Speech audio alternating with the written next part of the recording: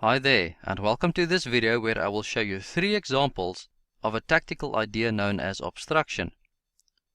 In this position, white obviously wants to promote a pawn here on the queen side, but playing the pawn to a6 right away doesn't work because black can simply play the bishop to d4, control the a7 square, and the white pawns will not be able to make any progress.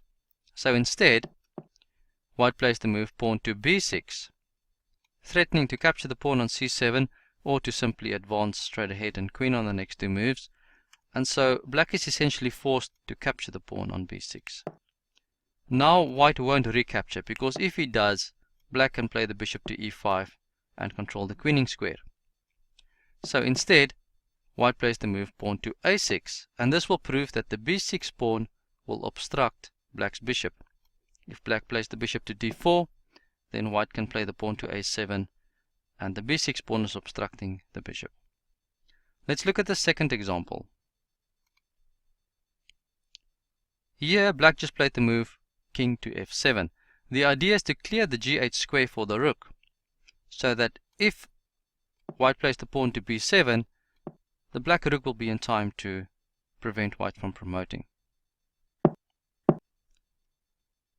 However, in this position, white has the very nice move rook to f3 check, and this move forces king to e7, because if the king goes to g7 or to g8, then white can simply play the pawn to b7 and the black rook will not be able to stop the promotion. Similarly, if the king goes to e8, white can also advance the pawn, and now playing the rook to g8 won't be in time to stop the pawn from promoting. That's why the move king to e7 is forced, but now white can play rook to f8. And this move will obstruct the 8th rank. For example, after king takes f8, white will be able to play the pawn to b7, and now rook to g8 will not be in time to stop the pawn from promoting.